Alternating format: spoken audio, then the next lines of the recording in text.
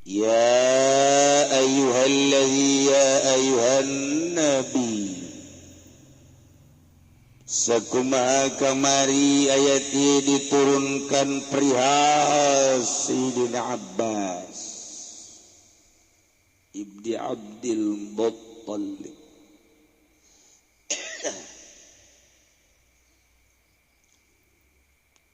Sayyidina Abbas paman Kangjeng Rasulullah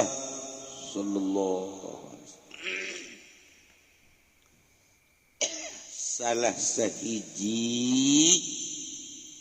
tinu 10 nu ngabiayaan peperangan Badar di golongan kufar.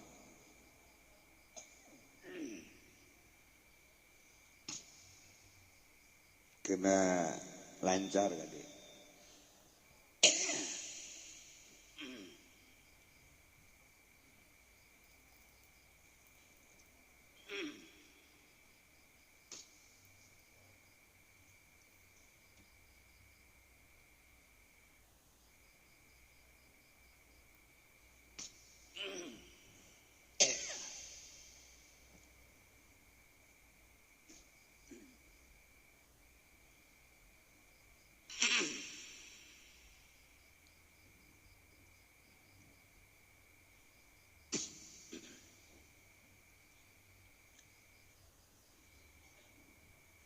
Anjeunna keluar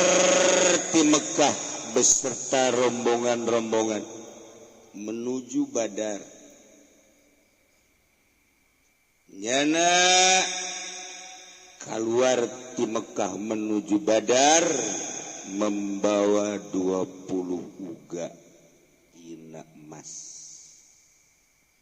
untuk menopang kebutuhan pangan selama peperangan di Badar. Masya Allah. 10 komponen manusia digilir. Kebenaran giliran Sayyidina Abbas radhiyallahu anhu can asup Islam harita. Giliranana pas giliran perang. Begitu peperangannya nasorangan boro-boro ngabiayaan ngaluarkeun biaya nyana sorangan katangkep kata wanu sejen gugur nyana katangkep. Masya Allah karim. Sakumaha kamari Amru ibnu Sufyan, Abdul As ibnu Rubai, Suhail bin Amr, Al-Walid bin Walid, Sa'ib bin Yazid, Wahab bin Umar, Abu Aziz ibnu Umar, Al-Abbas ibnu Abdul Muttalib, Abu Izzah. Katangkep tokoh-tokoh tersebut katangkep. Sedangkan kan mamang, ieu mah mamang katangkep. Masya Allah, geus puguh minantu katangkep. Mamang sorangan katangkep. Katawan. Tidinya ngamamang lapor ke Kangjeng Rasul fakallama Rasulullah ayu sabal isrun ukiyah min fidai. Cek urang mah lo ke Kangjeng Nabi. Hitung bae hitung ye babawaan teh jang tebusan. Cak Kangjeng Nabi itu bisa gitu mang. Teu bisa babari kitu aya aturan-aturanana mang. Ulah anggap enteng mang. Tah teu bisa dengan begitu saja Kangjeng Nabi untuk melepaskan ka mamang mah teu bisa sebab aya aturanana. Tidinya terus pakai aturan-aturan tertentu anu geus ditentukeun teu bisa make gagampangan gitu. Akhirna Sayyidina Abbas atuh ieu bae jang dua dulur Ukel bin Abi Thalib jeung Naufal bin Haris. Na ieu mah kukula neuk ditebus bae make ieu sebab ieu mah murah. Tebus bisa tapi Sayyidina Abbas sorangan mah encan katebus. Sidina Abbas nebus dua dulurna Uqail bin Abi Thalib jeung Naufal ibn Haris. Cik Sidina Abbas, ya Muhammad, tatrukuni atakaffafu Quraisyan ma baki. Kunaon ari ieu mah dudua dimanggakeun ditebus ai kula ko diantep. Cik Sidina Abbas, pan kula teh mamang. Kieu mang. Fa aina dhahabul ladzi dafa'tahu li ummil fadli wa takhrujika min makkah wa qulta laha inni la adri ma yusibuni fi wajhi hadha fa in hadatha bi hadathun fa hadha al malaki wa li abdillah wa li ubaidillah wa lil fadli wa fatum yani baina bani ma ari eta emas anu ku mamang dibikeun ka ummil fadli pamajikanana waktu emang de kaluar ti Mekah teh cak emang teh ka Ummil Fadl ye cenden ieu emasnya kan ieu kakak teh nyaho naon nu bakal terjadi andai kata terjadi di peperangan ieu kakak paeh atuh ieu emas bagikeun jang anjeun ka pamajikanana jeung Abdillah anakna Ubaidillah jeung Ki Fadl jeung Ki Qasamnya bagi-bagikeun tapi lamun teh mah atuh teu kumaha atuh ieu mah cekal bae heulana tah kaget Sidina Abbas cek Sidina Abbas teh wa ma yudrika ya ibnu akhi ai eta nu nganyahokeun ka dinya saha kan kula ngomong duaan bae di samping duaan tengah peuting lain sakadar kuek lain ai kuek doang mah aya 5 watt mah ieu mah geus pohara berarti kan heuh kos jelema jorenya sencur berarti hideung menyon aya di nyana kabeh tah ieu geus kuek jabat duaan jabat tengah peuting wa bayudrika saha anu ngayahokeun mere nyaho ka ajeun ya ibnu akhi saha cik Kanjeng Nabi akhbarani bi rabbi anu ngabejaan ka kaula pangeranku masyaallah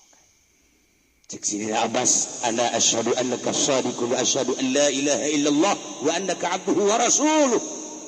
wa inni a'taituha iyyahu fi swadil lail wa lam yaqtu alaihi ahadun illallah teu nyaho kula mere duaan tengah peuting ko nyaho maneh geus asup Islam Sidina Abbas gara-gara na kos kitu asup Islam bahkan yana marentah kedua anak dulurna maneh asup Islam ayeuna Uqail asup Islam Naufal asup Islam ara asup Islam gila hidayah mah hidayah kadang-kadang loba jelema nu asup Islam di penjara kadang-kadang keur sugih mah manehanana keur sugih popohoan tapi geus susah tasbih dibawa bae kocrek teh jelema urang namun kuari nyaritakeun Ahok kamari nyana bener-bener mencaci maki Quran dicaci maki kiai dicaci maki dengan gerak Allah nyana lengser di penjara pamajikanna ge balik gua ge hayang nyaho SMS nomor sabaraha eta pamajikanna tah kuari penjara teh bejana boga guru keur mendalami ilmu Al-Qur'anul Karim deuk asup Islam karek endeup tapi kan geus mengarah nah ieu kan hidayah mah masyaallah karim luar biasa aya sababaraha urang Cina anu dikirim ti Tiongkok ka dieu kuari asup Islam di kula bae nu asup Islam geus duaan ditanya ku kula bisa bahasa Indonesia no Arab no J English bisa nangan no bisa no doang Masya Allah ditanya you speak English no ayatan no yes no bas bisa nangan no doang iki Haji Pendi ge bisa na yes jeung no bahasa Inggris Haji Pendi bisa na yes no lamun diajak dahar yes mayar no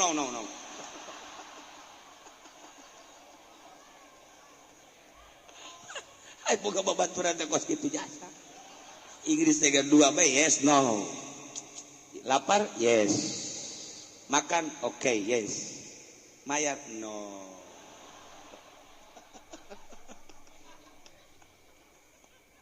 Allah karim. Dailah asup Islam Zira Abbas. Turunlah ayat ieu.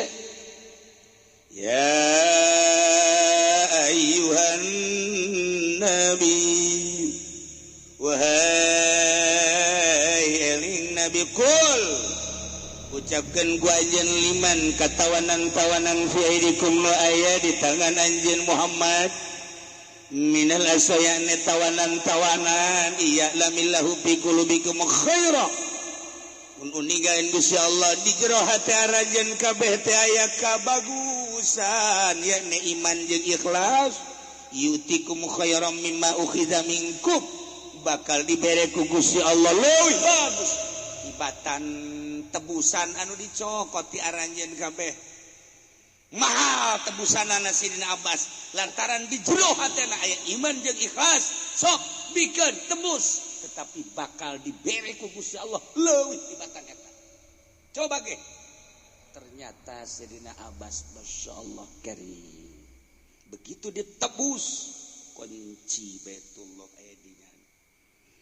saenggeusna kos kitu deui perekonomian nyana nu ngendalikeun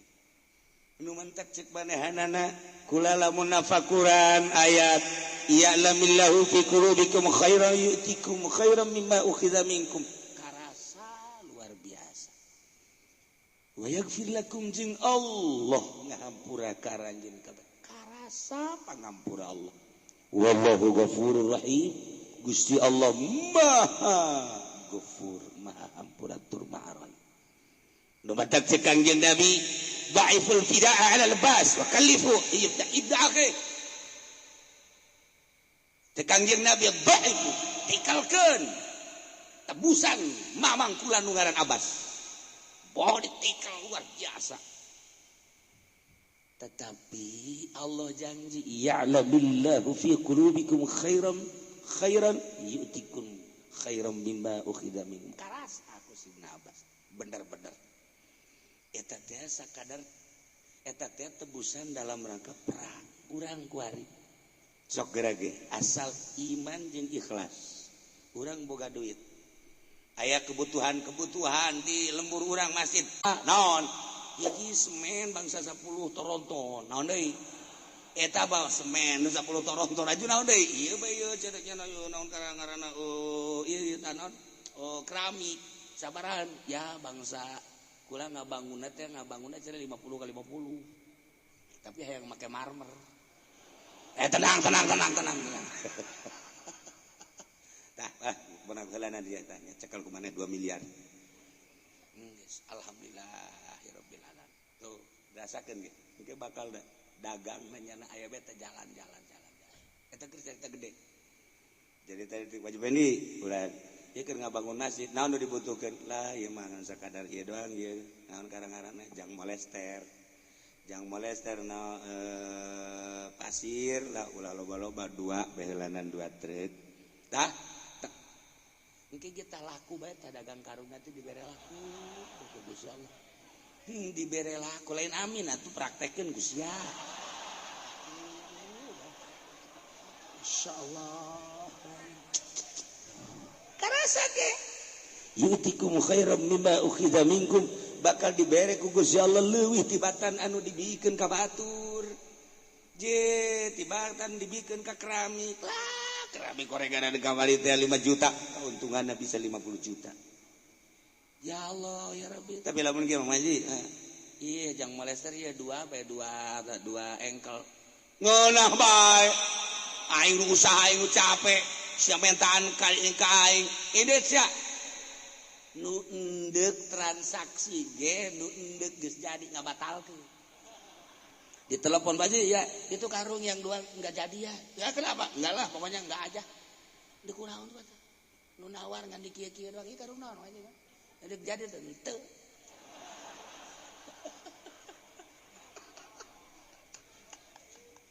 tah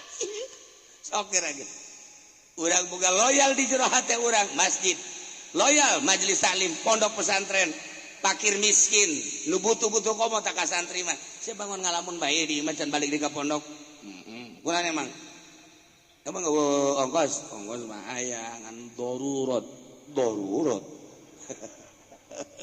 aja kulah yang beli kitab mak kulah can boga can ke dagang lah dagang nantu masih dagang uleg ya Allah ya Rabbi beli kitab sabaraha duit ten beli kitab 1,5 juta dagang uleg jeung emak kulah dengan 1 jutaan deuk tidak kabeli teh sia makana nah gas kulah ngareong-reong ka masih dah duit tah jang beli kitab tah 2 juta ayo tah jang di pondok tah 1 juta geus ka ini nu bener Pak ulah nu bener kasar itu Masya Allah nya ngadoa ge bari ceurik mudah-mudahan Pak Arifin lain hajian lain Pak Arifin dimajukeun ku Gusti Allah tuh doanya kemana geus baliknya di pondok ge inget asal muka kitab ieu pemerikan mengarif asal dibuka pemerikan hari inget deh kapan ngaji peri mah teh dipere kunyana keur baca kitab pan eta mah baca kitab mana mualifan kadege kan bahasa hate urang ku ki musonifna cak ki musonif cak mualifna teh nu mana teh nu pelitna nu mana nyahoeun kan nya bareng di dieu oh eta Allah karim nah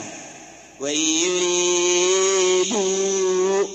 lamun ngarepakeun ya samun boga harapan ngahiana ka anjeun Muhammad niatan iman ikhlas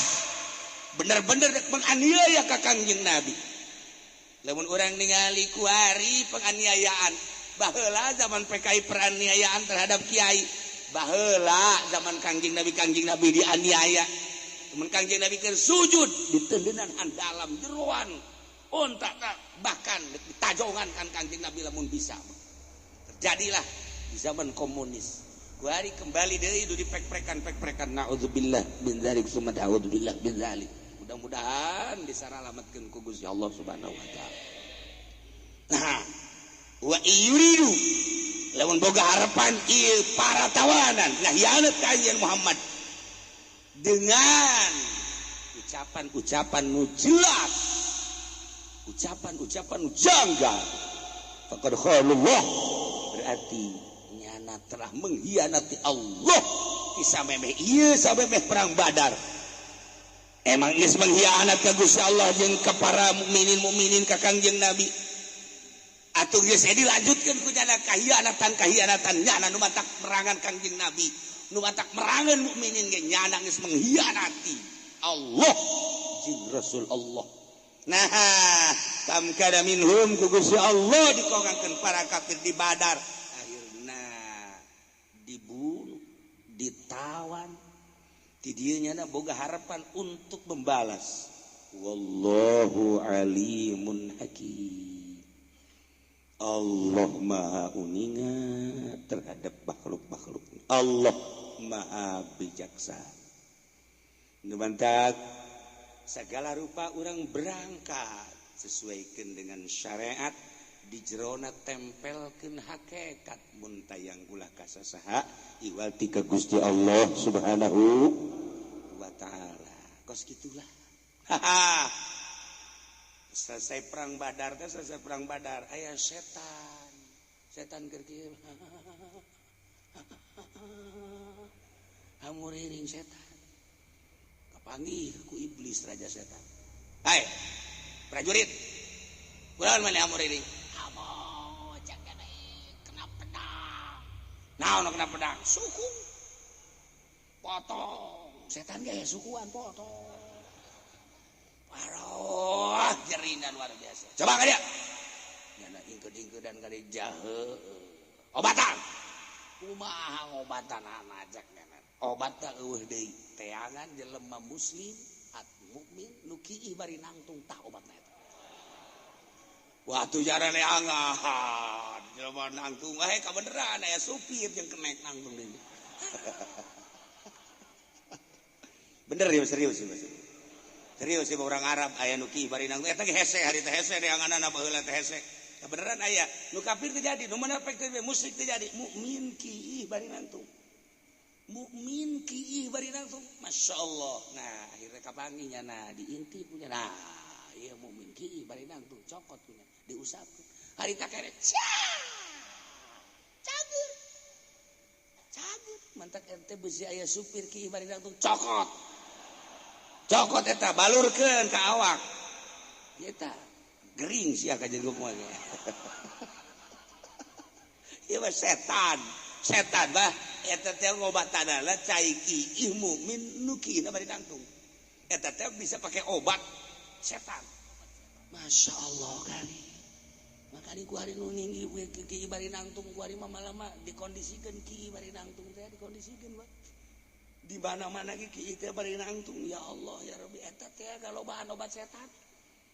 Waduh, urang mah kuari teh ajeun segala PPO, ieun segala cap kampak. Nya nama atuh produksina babari. Tinggal di deuleuan biasa luki bari nangtung. Ya Allah, ya Rabbi babar. Gas. Cek raja setan iblis sehat teh maneh. Berangkat kuari ka masjid. Berangkat ka majelis taklim. Hayo. Aya keneh setan mah terus ngagoda. Asup jana ka masjid. Ya anu keur maca sholawat Allahumma sholli sholatan kamilah wa sallim salaman taman pa Jumat Allahumma sholli sholatan kamilah wa sallim salaman asup ka dieu cep Allahumma sholli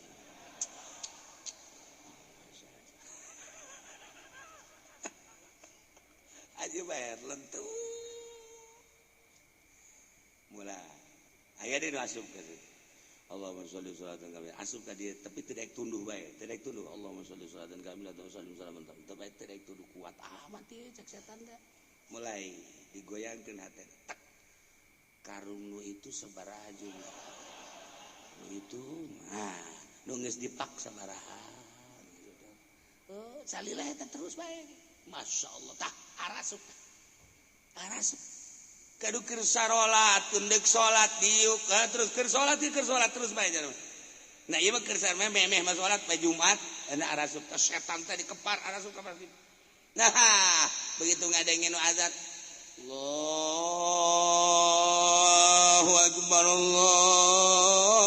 akbar setan nyana lumpat ka nu teu kadenge azan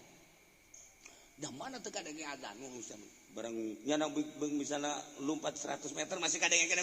Allahu akbar lompat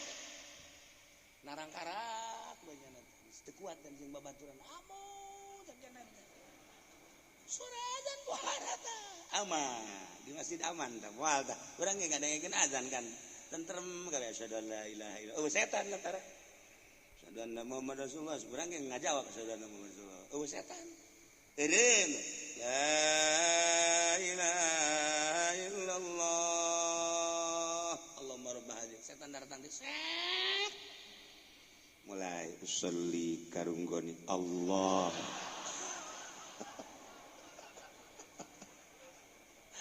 macam-macam ya Allah ya Rabb nah iyalah kapagi jeung setan gering ternyata obatna nyana teu hese-hese cai kiih mukmin nu kiihna bari nangtung mulai ti kuari sigade urang ulah kiih bari nangtung lamun lain darurat amat mah